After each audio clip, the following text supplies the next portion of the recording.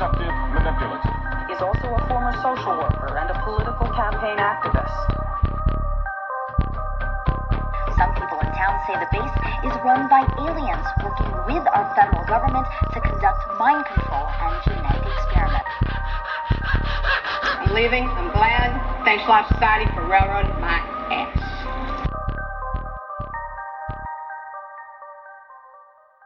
What's up? This is the Eerie Americas. I'm your host, Kristi Hull. This is Vicky Ayala. So, when you guys hear this episode, it will be close to Miss Ayala's birthday. Yes, it will be. I'm old, but I am one of those people that gets super excited about their birthday because, one, I never demand attention, and two, I shared it with two of my cousins growing up, and I never got my own birthday party. So now that I'm an adult, I'm like, fuck you, it's my birthday. And then we have mutual friends, and I steal them, and they come out for my birthday. But you know what's so fucking funny? It's like, because I'm fortunate, I have an odd birthday. Actually, the most common birthday around the world is September 16th. FYI, that is a random fact. That is very weird. I don't know why you know that. And that's because weird. I'm a weirdo that knows facts and weather. I told you this. I know random shit too, but I didn't know that. September 16th, most common birthday in the world. I think it's funny that you say about like having to share a birthday because it reminds me of my best friend in high school.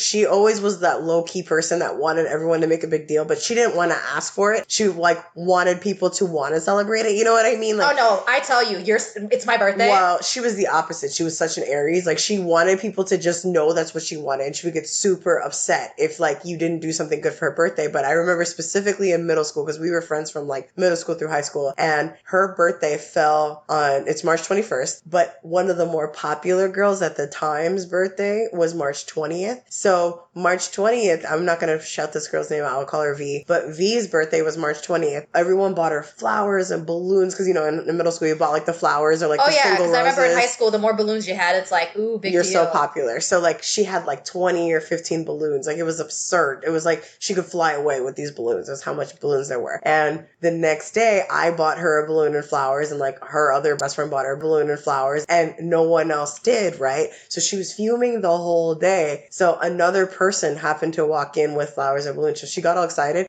It turns out they bought it for V because they felt bad that they didn't get it for her the day before. Wow. And she was so crushed. And like, I don't care about birthdays, but that stuck with me forever. So I'm like, okay, any of my friends that love to celebrate their birthdays, I'm not going to mock them. I'm not going to make fun of them, because up until then, I didn't get it, but I saw that and I felt bad for her. So I was like, that's ooh, so like, shitty. Yeah. That's shitty. That is so crappy. Like high school's high school, and I knew how important it was, and I'm telling you, there was a store. No, but that was middle school. In middle school, you know, they're vicious. They're assholes. vicious. Kids are because the I remember worst on my school. birthday, like with the balloons. Because you know what it is about middle school? You're old enough to know when you're doing something wrong, and you willingly do it because you want to be cool. Right. You're not cool enough to decide that it's cooler to rebel and just be your own person. You kind of still want to fit in. Are based off of whether or not it's cool. And because this one girl got so many flowers and balloons the night before, that person walked away feeling so guilty, like not being cool enough and cliquey enough. They cared so much that the other popular girl got the verification that she cared more than the other person's actual birthday. Versus now, you look back now and you would never do that as an adult. But middle school, that made total sense. I gotta get the cool girl her balloons.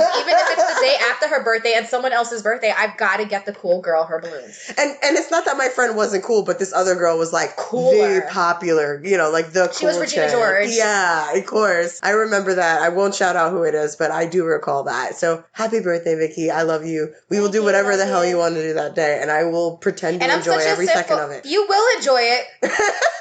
Because it's me, and I literally never ask for anything. And That's true. But I've had a very, very rough year. Yes, you have. And I decided, after saying 14,000 times I wasn't going to do anything for my birthday, I decided, you know what? I have literally not done anything all year. And I'm going to go out for my birthday. And my birthdays are always fun. Even though I tend to, I'm not typical. I'm not the typical, this year I'm going to be a little typical and I'm just going to make everybody go to brunch. But normally, I'm one of those people that, last year, I made everybody be super active on my birthday. I made them do Beat the Bomb, which was this is not an ad. I just really liked it. You basically went somewhere, you went from room to room, solving puzzles, and you gained time. And then at the end, every single room, the more you did, the more time you gained. And it went towards trying to beat this bomb. And if you didn't beat the bomb, you got hit in the face with paint. and you had like a hazmat suit on, and of course it got all over my makeup. Then we went out to eat Colombian food, and then we went to like the Night Nation run, which is just like a 5K, but it's like one of those bullshit 5Ks where you just like have glow sticks and dance at different DJs. And it was a very active birthday. Oh yeah, it's actually on that day again. It's on June 8th, so we could. If we get drunk enough at brunch, maybe we'll go. Well, that's what happened last year. So I made everybody go get Colombian food after making them beat this fucking bomb and use their brains for 2 hours. And then we were sitting there like, oh, the night can't be over. Instead of being like, what bar can we go to? I'm like, hey, let's do a 5K.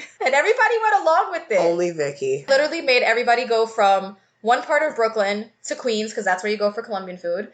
And then back to a different part of Brooklyn. Everybody went home, changed, and went out, which made me feel very special because I wouldn't even do that for most people. But shout out to my friends that listen to this podcast. You guys might have to do that again, so just bring clothes with you. Okay. But yeah, thanks, guys. I'll be old. Not going to say how old, but I'll be old. We'll be in the throes. That's all we're going to say. It's my Jesus year. So if anybody knows what that means, then you know how old I am. And if you don't, you're too young, and don't try to look it up. Yeah, don't Google it. If you don't know it, you don't know it. In my day... Oh my God, that made me sound so old. But when we were younger, if we didn't know something, we just didn't know it. Or you got on AOL. If you dialed up, if your mom wasn't on the phone and you hit the internet. Or if your brother didn't pick up the phone when in the middle of it trying to welcome you back online. Welcome. Mm-hmm. And then all of a sudden it'd be a goodbye. And then it would be like my mom would yell down, I need to use the phone. And then I would have to get off the internet because you couldn't be on the phone and online at the same time. You guys have it so easy these days. You have no idea. I actually watched this quickly. I watched this video today, actually, where somebody said, oh, these guys have to use an ancient device to make a phone call. It was a rotary phone. And I know what a rotary phone is. And these guys literally, they pulled the sheet up and they're just looking and they're like, what is this? I'm like, you turn the dial for the numbers. And it's not cordless. You got to stand over the phone. You can't go too far. And they're really looking at this like ancient. I'm That's like, ancient. Amazing. I guess we're ancient. We're ancient. Yeah. But we're going to jump right into this super creepy email. Woohoo. It comes from Robin from Brooklyn near my neighborhood. Boop. So here we go. In October 2009, I found a new apartment, a nice 3-bedroom in Gravesend, Brooklyn, New York. 2 weeks before I moved in, the landlord gave me the keys so I could clean and paint the apartment. I had 4 kids at home, ages 18, 11, 7, and 1. So after I fed them dinner, bathed them, and put the baby to bed, I would then go and clean the apartment. This is mom life. This is adult life. This is woman life. Props to you for doing all that. Mm-hmm. But I was so excited. This is such a big deal, and I feel this. As anyone from Brooklyn knows, going from a small apartment to a big 3-bedroom apartment is a huge deal. Yo, that fucking is. That's like a mansion, bro. It is. You don't find those apartments in Brooklyn. That's mansion. It's either huge or it's a 3-bedroom. It's never both. Mm-hmm. Anyway, from the very first day I went to the new apartment, I felt like someone or something was there with me. I couldn't explain it. It was just a feeling. Now, I should mention, I've always been a sensitive and can feel things. I don't see or hear them until they want me to, but mostly it's just feelings. So I paid this feeling no mind. I was kind of used to it. I just went on cleaning my new apartment. As I went from room to room, one room at a time, I felt someone with me. Now, I moved into the apartment on November 1st, 2009. My first encounter was when my son and his girlfriend came over, and I asked his girlfriend to just stay with the kids so that my son and I could bring up some laundry bags. It took maybe 10 minutes in total. When we came back, my son's girlfriend was crying and asked to leave. I actually started laughing, which I totally get because I laugh when I'm scared or in any situation that you shouldn't laugh in. Or uncomfortable, right. Or uncomfortable. Mm-hmm. I actually started laughing because I knew what probably happened, and she was basically almost shitting herself. I asked her to explain what happened to me exactly the way it happened. She was sitting in this big chair in the living room that looks right down the hall leading to the bedrooms. Mind you, at this time, all the kids were already sleeping. She was just there in case one of them woke up or something. She said that all the kids were asleep and she was on that chair and this ball came rolling down the hallway, stopped dead at her feet, and just started going around and around and around. This was just the first encounter. There were many more to come, including the day that the spirit called me mommy. To be continued. And let me tell you, I do have the next part of this story, and it is creepy. But Robin, thank you so much. Can't wait till you guys hear the rest of this crazy ass shit, because it's fucking crazy. But that's not even our story for today. Kristi's gonna creep you out now. I love that you made that a 2-parter, by the way. That's awesome. Awesome. Totally. Now that summer is approaching, all that is on my mind is vacacion. I wish. Vacation. While we are all feeling the spring really hitting and are dreaming of escaping work for a while, many people have different ideas on where they would like to visit. Islands are always a great getaway. It's always one of my personal favorite places because unlike you, Vicky, I love the sun, and swimming in a beautiful body of water on a hot sunny day is awesome to me. People Okay? pee in the water. Whatever. But what about those little islands you see in the distance while you're vacationing that look empty? You know what I'm talking about? You mean the ones that just are there and you don't know if anybody lives there? Yeah, you know, those ones that are just like sitting there and you're like, I don't know what the hell that's for. Like when you're in those beautiful places or those atolls you pass by in your local area that look wild in the middle of the city. You know those ones I'm talking about? Yeah, exactly. Okay. There are mysterious places all around us, some of them hiding in total plain sight, whether it be because they are burdened with a tragic dark history or tormented by the memories of the long dead who suffered there or literally haunted by the spirits of the past. These are eerie locations not necessarily confined to isolated corners of the world. Here are 4 tales of islands that are inhabitable for humans for one eerie reason or another. So I love islands. I lived on the Hispaniola Island for a few years and I came across some pretty exotic and creepy reptiles. I have no personal fear of the animal I will mention, although I know they are some people's worst nightmare, so be prepared. Yet, you could not even pay me enough to get near this island, aptly known as Snake Island.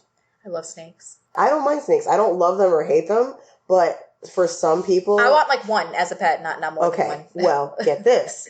Off the shore of Brazil, almost 93 miles or 149 kilometers away from downtown Sao Paulo, is Ilha de Queimada Grande, also known as Snake Island. The island is void of human development. Research estimate that snakes on the island live between 1 and 5 snakes per square meter, or 10.7 feet.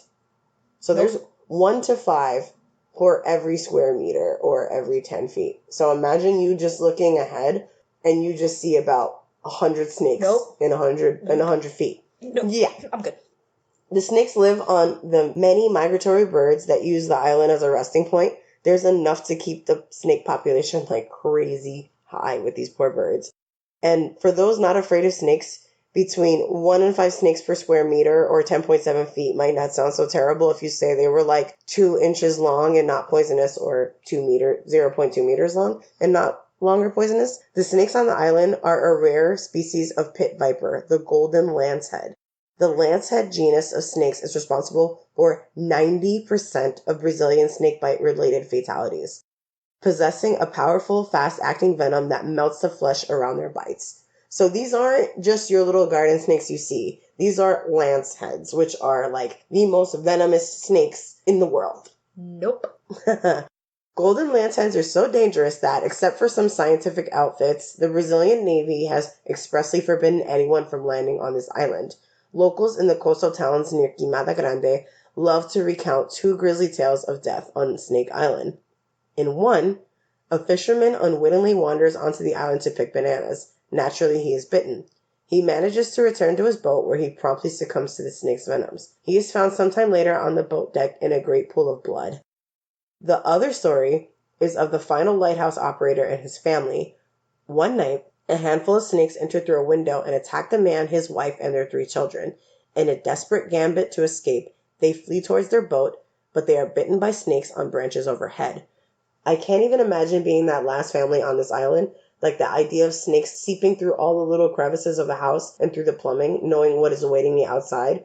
Hell fucking no. Nope. I would never have gotten on that island. Nope. Presently, reaching the island legally requires the cooperation of the Brazilian Navy. A particularly daring tourist could hypothetically travel to Peruve or Intahanahem, approximately 1.5 to 2.5 hours from downtown Sao Paulo, and convince a local with a boat to approach the island, but doing so is completely dangerous and illegal. So if you're ever visiting downtown Sao Paulo and you hear about Snake Island, I would recommend not going down there, even if you are Medusa herself. That's all I can say. Please don't. Now, houses, buildings, even roads and bridges are all said to have become haunted, cursed, or exhibit energy of the supernatural. But what about an entire island? Can a whole island actually be cursed?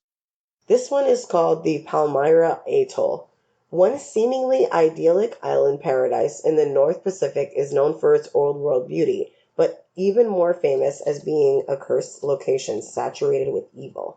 Although nautical charts and official government surveys list this as an island, Palmyra is really a Pacific Ocean atoll, and according to good old Wiki, an atoll, sometimes called a coral atoll, is a ring-shaped coral reef including a coral rim that encircles a lagoon partially or completely. With a long history of unnerving events near its shores, a wide variety of supernatural events, curious mysteries, and unexplainable happenings, such as abandoned ships mysteriously being drawn to it, flora and fauna that is ever-present in danger to man, and a horrific double murder, make Palmyra Island Atoll one of the most haunted places in the world. Palmyra coordinates, which is 5A at 52 minutes north, 160A at 6 minutes west, place it on almost the absolute center of the Pacific Ocean. So it's like, it's technically government property in the Americas. Right. It's in the Hawaii vicinity, but way further down. It is 1,000 nautical miles southwest of Hawaii and almost exactly between Hawaii and American Samoa. The tiny atoll has a vast diversity of wildlife and is home to a vibrant, thriving coral system, which is especially important right now because all the coral is dying where there's a vast amount of humans, which is no coincidence, but anyway. Palmyra is also very small, approximately 1.5 miles long by a half-mile wide, or 2.4 kilometers by 0.80 kilometers wide. It is probably the most remote place on Earth and one of the last few truly unpopulated islands in the world. There are many species of fish to be found in the lagoons and on the reefs, but for the most part they are inedible to humans because of the high concentrations of ciguatera, a poison found on the coral reefs where the fish feed. Ingesting these contaminated fish can cause severe cramping, nausea, vomiting, blindness, and even death. But these are not the only obvious dangers. According to many who have visited Palmyra Island, the wickedness of the island is the island itself. From the start of the discovery of the island, Palmyra Atoll began with an air of paranormal surrounding it. The atoll was originally discovered in 1798 by an American sea captain named Edmund Fanning, who was en route to Asia aboard his ship by the name of Betsy. Legend has it that Fanning awoke several times during the night due to a strong and undeniable sense of impending doom. Growing increasingly disturbed by these vivid and seemingly psychic premonitions, the captain went out on the deck just in time to spot a dangerous reef directly ahead, which he managed to avoid by like a hair. Freaky shit. Just could not sleep, went out, saw a reef, and like barely made it away. Coral reef have sunken ships. It doesn't sound like it could, but it really... No, they do. They do. Palmyra gained the reputation for being an island of abnormality and risk. So just the location and the surrounding area was super dangerous, and you'll see why in a moment. Passing boats claimed to see ghostly lights that could be seen flittering about on the then totally uninhabited island, and the surrounding seas were said to be infested with vicious sharks and mysterious sea monsters. The risky reefs around Palmyra were also notorious for shipping wrecks. Captains and crews who were able to stave off these killer reefs often spoke of how the reefs almost seemed to spontaneously project forth from the sea when moments before there was nothing in sight. So it's almost like these coral reefs just like pop up with the intention to take down these boats. Jesus Christ. Strange tales of wrecks upon the atoll and their survivors thrive at the sea. There is a tale of a whaling ship in 1855 that was wrecked on the atoll's monstrous reefs, only for further investigation to turn up no debris or no survivors. It's as if they've just been swallowed by the island itself. No evidence at all of what happened to these people or the ship itself. One happened in 1870 when an American ship named Angel crashed against the Palmyra's reefs. A group of survivors somehow managed to make it to shore, but would never live to tell the tale. When another ship later made a brief stop at the island, the bodies of the Angel's crew had all been violently killed, and their bodies were found scattered randomly around the island. And mind you, this is a completely uninhabited island, so Jesus Christ. These people were just slaughtered and left on this island. The exact cause or criminal responsible for the brutal murders still remains unknown to this day. Another famous Palmyra shipwreck is the Spanish pirate ship the Esperanza, which was destroyed by the reefs on the island while carrying vast amounts of gold and silver looted in the Incas in Peru.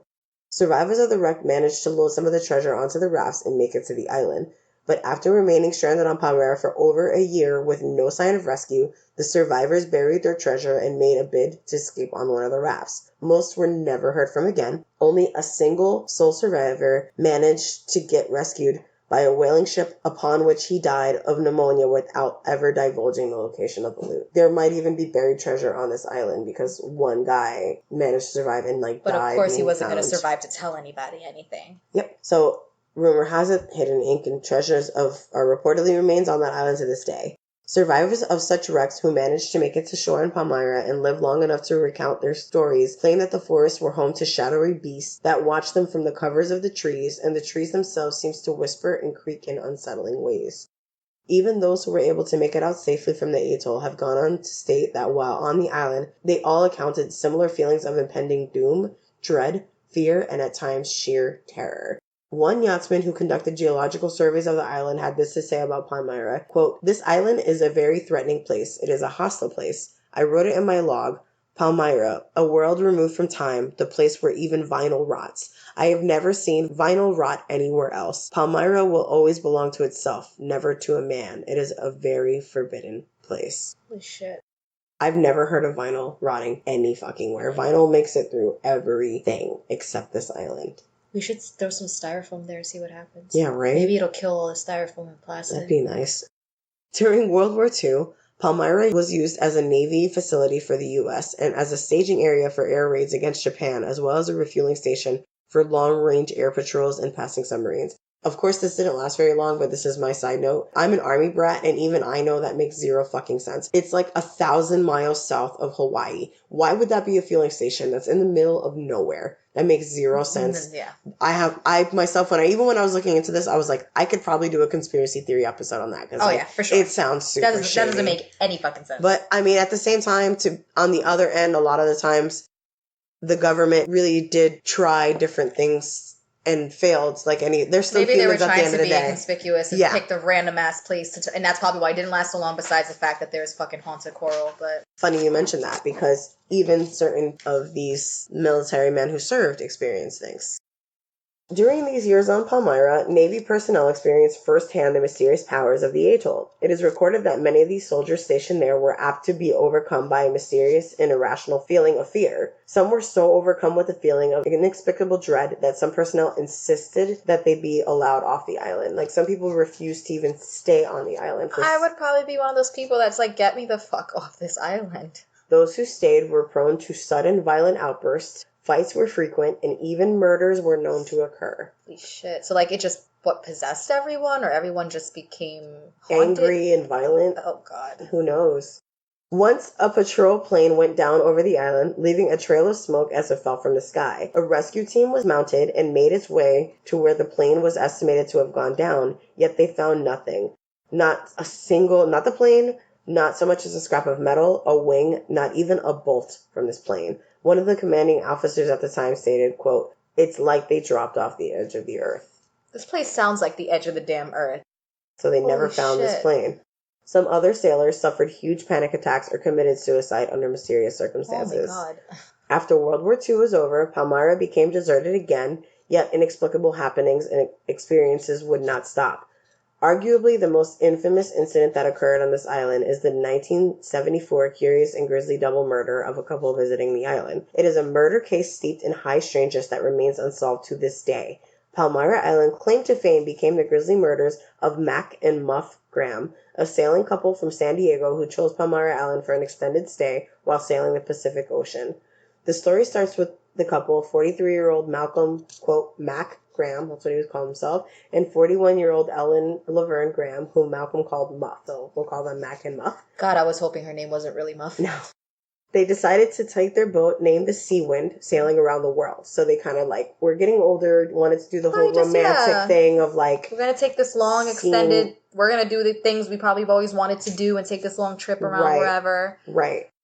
Mac wished to stay on the island called Palmyra and stay there for about 2 years before continuing their voyage. So, they were going to take their time and, so this was we're retired, this is our thing now. Mm-hmm. Oh, wow. Upon researching Palmyra, however, Muff learned of the island's dark history and told Mac that she did not want to go there. Smart woman. Yep. However, Mac did not listen to Muff. Typical man. Of course. And Muff reluctantly agreed to go there and stay there for the 2 years, just as Mac had wished, because that's what women did back in the day. They agreed with their husbands. I mean, to this day, there's things you have to compromise for. I understand that. But 2 years on an island you're freaked out about, You can't sell that to me. Especially, like, I'm assuming that the research said that nothing lasted there, so to think that you were going to last 2 years there, you should have listened to Muff, man. Well, the pair set sail on June 24th, 1974, from Hilo's Radio Bay, Hawaii, loaded with enough provisions to last them several years. So they thought about that. Prepared for a normal island. When they arrived at Palmyra, they found others trying to escape society and had also set up residence there. So it wasn't completely abandoned like they expected. Okay.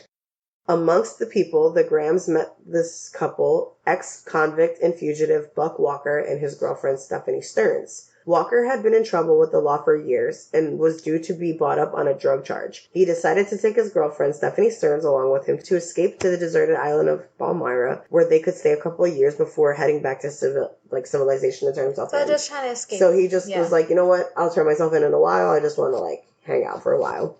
They spent their life savings buying and fixing up an old rundown boat called the Iola and headed out on June 1st, 1974 from Kauai, Hawaii, along with their 3 dogs with very little pre-planning. So they didn't bring, they weren't like Mac and Muff that brought years of provisions. And, they just spent whatever they had on this tiny boat, took their dogs, and decided to just take off. Because it was more like a fugitive situation. Right, they had to just take whatever they had. What they had. So that's those 2 very different couples, and they both happened to get there June 74, or were on their way June 74. The couple, described by the Grahams as, quote, hippies, though they weren't hippies in a traditional sense. Mac and Muff are kind of more traditional, so right. I think he confused hippies with kind of the whole grungy, I'm a fugitive running from the law type of thing. There's a big difference, but I guess to someone who, back in the day, I guess you would say a square, would, kind of not look at them that way. They struck up a shaky friendship between the Grahams and this couple upon their arrival. What was shaky about it, you may ask? Stearns and Muff were cool, the women were cool, but Mac and Buck did not get along, and that is apparently a huge understatement.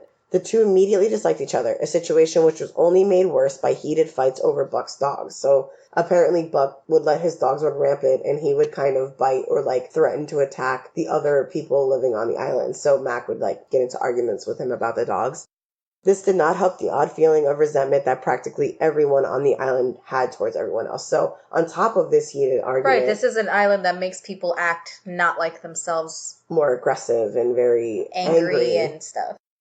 By the end of 1974, the seething hatred by the 2 had reached a critical mass. Muff was terrified of Walker and begged Mac to cut the plan short and get off the island and get the hell out. But Mac refused to leave even after the others had all departed the island. Stubborn man. And only Mac and Muff, Buck, and Stearns remained. So it's just... So on top of the fact that there's already all this animosity, they're the last remaining people on the freaking island. Yep. Probably both being stubborn because they don't want to leave because of the other person. And whatever the aggression is in the air. This would be the last decision Mac would ever make that we know of. Several months later, friends of the Grahams became concerned when radio contact from the couple suddenly stopped and nothing was heard for several days. A family friend had someone fly over the island to see what was going on, so they happened to know someone who was a pilot. I would say, how much money did you have that you They're from San Diego. San Diego, you're either really, really broke or really, really rich there. Okay. There's no really... It's like here. Well, they're lucky. They had really rich friends that could afford to fly someone over and they have enough money to be on a boat for several years and retire in their 40s. True. So they're not, They're not doing too bad. Right.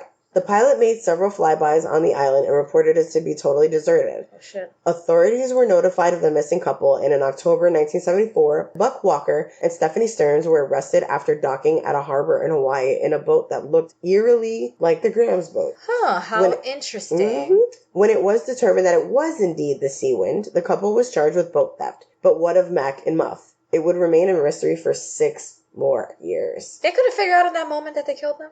Well, I mean, stealing a boat and leaving someone on an island versus... actually physically killing them might be different, or the circumstances might be different, or maybe they gave them the boat, or maybe they didn't, Or maybe they died naturally on the island and they were like, this is all we have to get out of here. There could be many things that happened, but they were just arrested for boat theft at this point.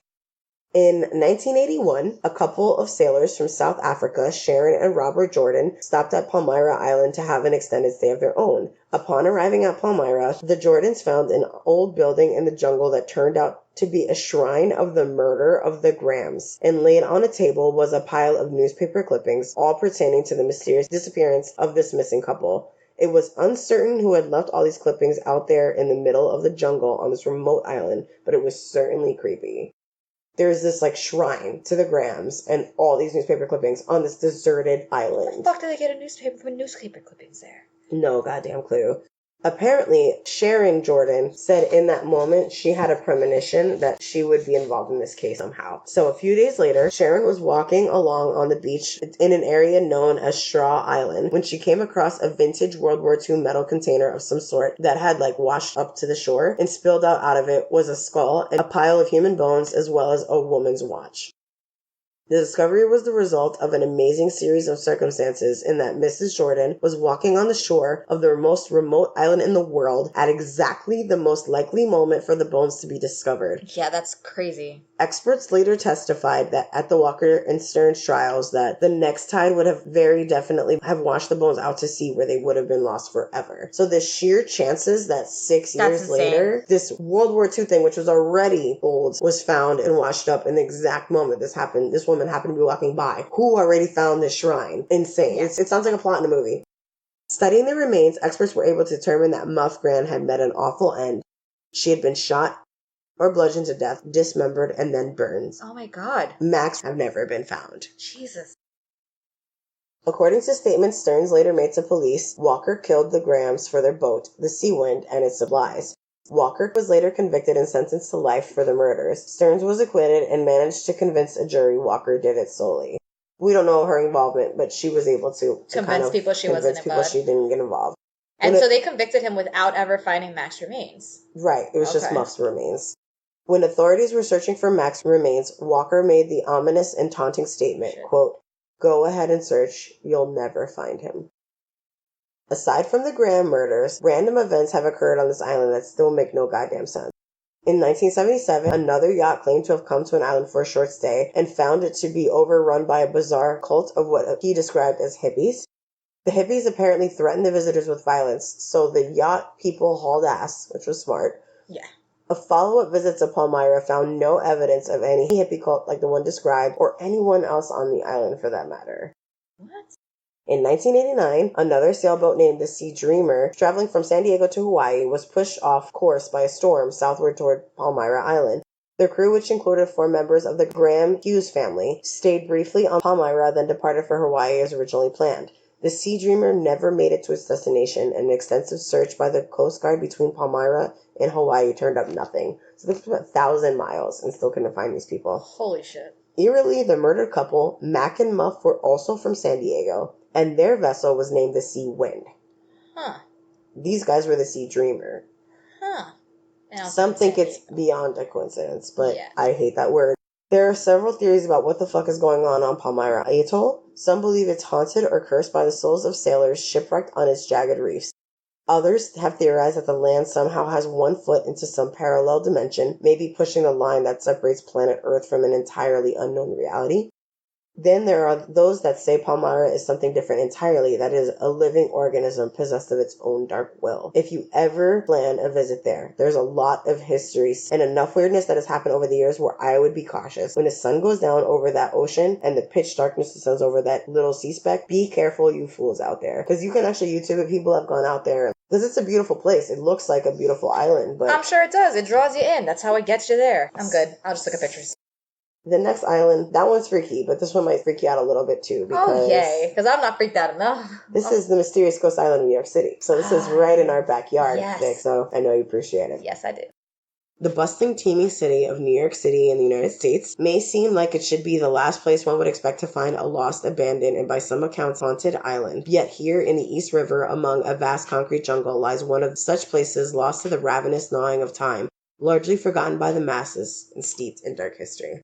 North Brother Island is a 20-acre speck of island that sits nestled in a turbulent area of the East River between the Bronx and Rikers Island, ominously named Hell's Gate. I've actually boated through that. Like, Me my too, uncle had a on boat, the Circle Line. and it's appropriately named because that shit is rocky as hell. There's something about all the water joining there. It really is crazy. I remember they do those for you tourists, I'm sure, that come here. They do those boat tours that you go on for like an hour and they take you around to see all that. And I remember they very quickly passed this for a reason. One, because not only is it choppy, it was like 11 in the morning. We passed it and you should go by it very quickly. Like, it looked creepy. The island is clearly visible there amongst the urban jungle and towering buildings around it, yet at the same time seems to be mostly forgotten. This unassuming ignored slash of trees and rocks have a frightening history that very few are aware of. North Brother Island was first colonized in 1885, although these early inhabitants definitely did not go there by choice. The first building constructed that year was the notorious Riverside Hospital, which was put there to serve as a quarantine zone for people afflicted with smallpox. Staff and workers commuted by ferry to and from the doomed and diseased every day. Soon after, the hospital was opening its doors to others with a range of severe infectious diseases such as tuberculosis, scarlet fever, typhus, venereal diseases, and even leprosy, who all lived either in the hospital itself or the ramshackle huts, pavilions, tents, and cottages that sprung up around it like weeds. So it was so overpopulated that they had to have people outside of the building. Just chilling in the street. Horrible. Awful. These people were not there voluntarily, so the quarantine was for the most part forced.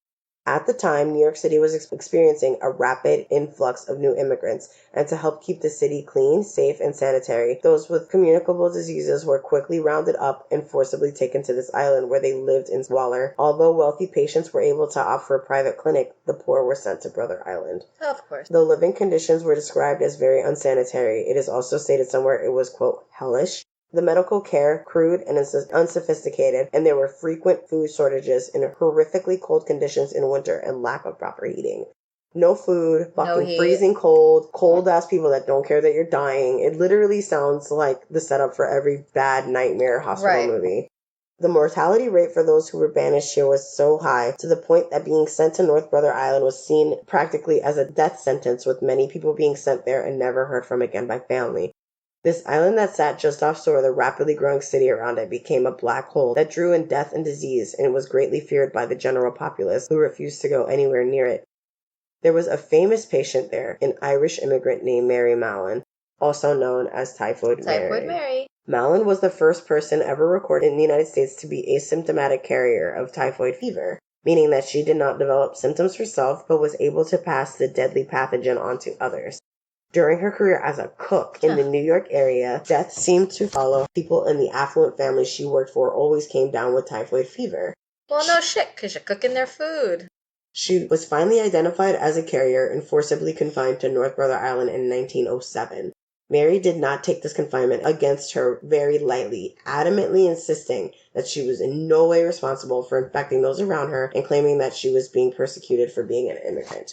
In 1910, her wish was to be freed and was granted on the condition that she sign an affidavit stating that she would stop working as a cook and take proper hygiene measures to stop spreading the disease. At first, she worked as a laundress but changed her name, resumed cooking, and somehow still didn't think she was a carrier despite so many people dying around her again of typhoid fever. We call that denial. The worst outbreak she was directly responsible for was at Sloan Hospital for Women in New York City, where she worked in 1915, where 25 people came down with disease and 2 people died from it. After this, authorities arrested Mary and she was sent back to North Brother Island, where she would spend the next 2 decades until her death at the age of 69 on November 11, 1938, from pneumonia. Typhoid Mary unintentionally infected a total of 53 people with typhoid fever during her life and still believes she was not responsible at the time of her death. Disease and capture are not the only events that happened on North Brother Island. It was the location of the worst maritime disaster ever recorded in New York City, and which was the single worst loss of life in the city in general until the 9/11 terrorist attacks. On June 15, 1904, the passenger steamship General Slocum was carrying a large group of German immigrants from St. Mark's Evangelical Lutheran Church on their way to a church picnic when the ship somehow caught fire. The boat caught fire and then sank right after, so this was a really bad fire. 1,021 of the 1,342 people on the boat had died, either from the fire or from drowning, so 90% of everybody died. Starting from the 1930s, when medical care facilities increased quality of medical treatment, the hospital on North Brother Island experienced a decline in the 40s until it was finally shut down. A new life in the form of a housing development for veterans of World War II and their families actually came in, so they tried to revamp the whole area. For all appearances, the island seemed to be a normal suburban development, just like any other. The only reminders of its sinister past was the morgue for the disease victims and a building called the Tuberculosis Pavilion looming over the landscape. This new life did not last very long, however. Those who lived on the island grew weary of having to trek back and forth from the ferry every time they wanted to go to the mainland, and the city itself deemed the whole project to be impractical, and it was essentially deserted once again. So they tried it. This was the 1940s. You know, it must have been really, really difficult to be that close to the city and yet have to go on a boat every single time. And then I can't even named imagine. Something Tuberculosis Pavilion. Well, they kept it, but yeah. They kept it. They tried once more with this island by making it a drug rehabilitation center for heroin addicts in the 1950s, but this too proved to be short-lived, and the island fell silent officially in 1963. It was returned back to nature and became a protected sanctuary for colonies of numerous species of birds, which flock here to nest among the ruins that mankind have left behind. Now decrepit, crumbling buildings loom out this thick underbrush and trees like the forgotten ruins of some civilization in the middle of a faraway jungle. The island is now off limits to visitors and only accessible by people who have special permissions from the New York City Department of Parks and Rec and a handful of bird researchers. Visitors have reported various strange phenomena there, which have perhaps made them reconsider their journey to desolate shores. It freaked enough people out to just kind of like not want to go anymore. Right. Eerie sounds, phantom voices, unseen hands touching, pulling, or shoving, malfunctioning electronical equipment, EVP phenomena. This place covers the entire gamut of ghostly phenomenon. There have been some cases of urban explorers fleeing the island in sheer terror, vowing never to return. This is a place not only spooky in appearance, but also apparently permeated by the despair and ghost of its history. It is possible that the weight and the pain of hardship can solidify and imprint into a place like an image onto film. One thing is for sure, stay the fuck off North Brother Island. Yeah, let's just do that. And this is my final story. I don't know about you, Vix, but dolls have always freaked me out. Oh, they're the fucking creepiest thing ever. Especially those porcelain ones. Holy dolls. shit. My grandmother gave me one. I'm sorry, Grandma, if you're listening, but my grandmother gave me one as a kid, and I threw it in my closet. And every That's where it belongs. Fucking time that I would be reorganizing my closet, that shit would fall somewhere and freak me out because I would always forget it was up there. Yeah, I hate fucking dolls. They look threatening sometimes, even in the bright light of midday, but in the dark, they're particularly disturbing. Like, I cannot stand them. What if you came across a floating island of dolls? I'd kill myself. Would you explore or get the hell out? I'd get the hell out. Well, if you answered explore, this island may just be the place for you. Who the hell would answer explore? You'd be surprised, because it's actually... These are the same people who went to the island. Just south of Mexico City, between the canals of Joquimichco, you can find an island with a creepy history which was never meant to be a tourist destination. So people go there willingly. Also, those are the people that said explore to that question? Yes. Okay. Hence my question. I would get the fuck out get the like fuck you. Out. Yep. But that's just me personally. This island is known as Isla de las Muñecas, Island of the Dolls. This island is technically called Chinampa, which is more like a human-made landmass made with mud, water, plant water. So it's more like a floating garden, but more so than an island. It wasn't just. But it is technically an island because it is floating and right. you can water. walk on it. So it's home to hundreds of terrifying dolls in an area where people live close by. Severed limbs, decapitated heads, and blank eyes decorate the trees. I don't know what's creepier.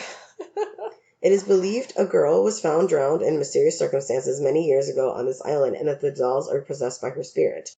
Local legend says that the dolls move their heads and arms and some have even opened their eyes. Oh my god. Witnesses claim that they have heard dolls whispering to each other. Others, on passing boats near the island, said the dolls lured them to come to the island. Soulless eyes follow visitors as they visit the small island.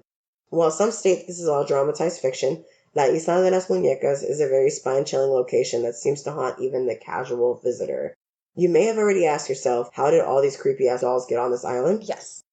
A local man named Don Julian Santana Barrera was the caretaker of the island. He was married with children, but left his family to go into exile and settled himself into this Chinampa. Basically, he was an asshole who left his family. Just got up and left. Leave and how nice of you. Be an exiled person on his own.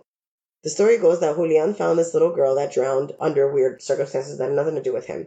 While attempting to save her, he was not able to do so. Shortly thereafter, Julian saw a floating doll near the canals. More than likely, the doll belonged to this girl. Right. So he picked the doll up and hung it in a tree as a way of kind of showing respect and support of the girl's spirit. Well, how nice of you to support this girl and not your family. Yeah, right. He got the dolls from many different locations, some in trash heaps, fished them out of waters, or would barter and trade them on the closest mainland. So wait, this deadbeat, he did this. Yeah. He made this creepy ass fucking island. Mm-hmm. So you're just like this horrible person that leaves your family and then thought it was a good idea to hang a bunch of creepy ass dolls on trees? Mm-hmm. Oh, okay, sure.